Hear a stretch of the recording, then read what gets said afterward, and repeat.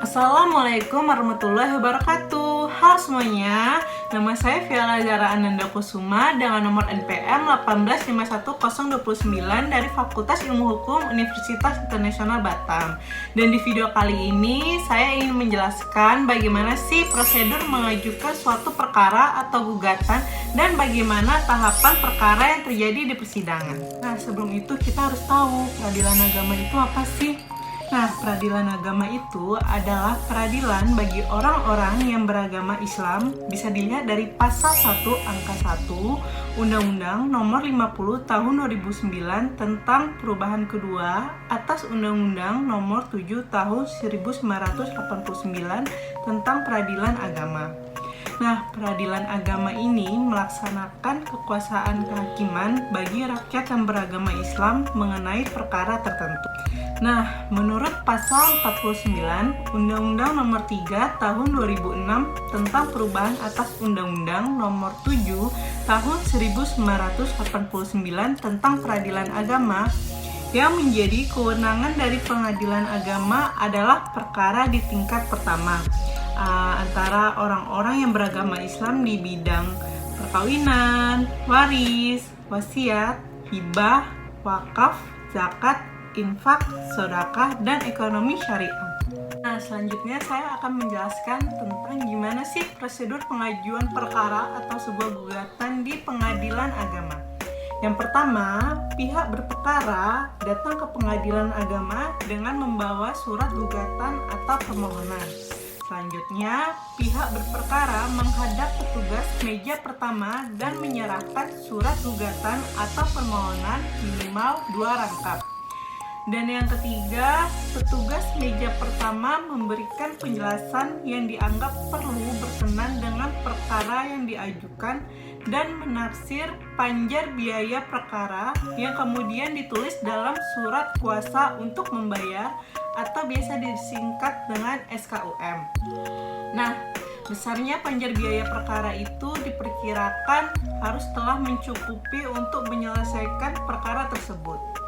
Nah, selanjutnya, petugas meja pertama menyerahkan kembali surat gugatan atau permohonan kepada pihak yang berperkara disertai dengan surat kuasa untuk membayar atau disingkat dengan SKUM dalam rangkap 3. Nah, pihak berperkara menyerahkan surat gugatan atau permohonan tersebut dan surat kuasa untuk membayar kepada pemegang kas atau kasir. Selanjutnya, pemegang kas menyerahkan asli surat kuasa untuk membayar kepada pihak yang berperkara sebagai dasar penyetoran panjar biaya perkara ke bank. Pihak berperkara datang ke loket layanan bank yang sudah ditunjuk dan mengisi slip penyetoran panjar biaya perkara. Nah, pengisian data dalam slip bank tersebut sesuai dengan surat kuasa untuk membayar seperti nomor urut, besarnya biaya penyetoran. Kemudian pihak berperkara menyerahkan slip bank yang telah diisi dan menyetorkan uang sebesar yang tertera dalam slip bank tersebut.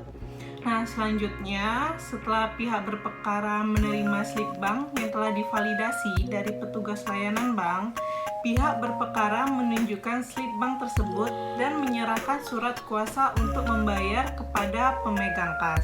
Pemegang kas setelah meneliti slip bank kemudian menyerahkan kembali kepada pihak berperkara. Nah, pemegang kas kemudian memberi tanda lunas dalam surat kuasa untuk membayar dan menyerahkan kembali kepada pihak berperkara asli dan tindakan pertama surat kuasa untuk membayar serta surat gugatan atau permohonan yang bersangkutan. Selanjutnya, pihak berperkara menyerahkan kepada petugas meja kedua surat gugatan atau permohonan sebanyak jumlah Selanjutnya, pihak berperkara menyerahkan kepada petugas meja kedua yaitu surat gugatan atau permohonan sebanyak jumlah tergugat ditambah 2 rangkap serta surat kuasa untuk membayar. Nah, selanjutnya petugas meja kedua mendaftar atau mencatat surat gugatan atau permohonan dalam register bersangkutan serta memberi nomor register pada surat gugatan atau permohonan tersebut yang diambil dari nomor pendaftaran yang diberikan oleh pemegang kas. Dan yang terakhir, petugas meja kedua menyerahkan satu rangkap surat gugatan atau permohonan yang telah diberi nomor register kepada pihak berperkara. Sekarang saya ingin menjelaskan bagaimana sih tahapan-tahapan penanganan perkara di persidangan. Yang pertama yaitu harus ada tahapan upaya perdamaian. Nah, pada perkara perceraian seperti cerai gugat atau cerai talak, hakim wajib mendamaikan kedua belah pihak yang berperkara pada setiap kali persidangan. Nah, jika kedua belah pihak telah hadir di persidangan, dilanjutkanlah dengan mediasi. Nah, kedua belah pihak ini bebas memiliki hakim mediator yang tersedia di pengadilan agama tanpa dipungut biaya apapun.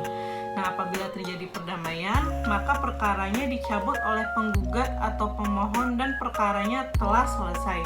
Dan apabila tidak terjadi damai dalam mediasi, baik perkara perceraian maupun perkara perdata umum lainnya, maka proses pemeriksaan perkara tetap dilanjutkan. Nah, yang kedua yaitu pembacaan surat gugatan penggugat. Nah, sebelum surat gugatan dibacakan, jika perkara perceraian, hakim wajib menyatakan sidang tertutup untuk umum. Sementara perkara perdata umum sidangnya selalu terbuka. Nah, surat gugatan penggugat yang diajukan ke pengadilan agama itu dibacakan oleh penggugat sendiri atau salah seorang majelis hakim. Dan sebelum diberikan kesempatan oleh majelis hakim kepada tergugat memberikan tanggapan atau jawabannya, pihak menggugat punya hak untuk mengubah, mencabut, atau mempertahankan isi surat gugatannya tersebut.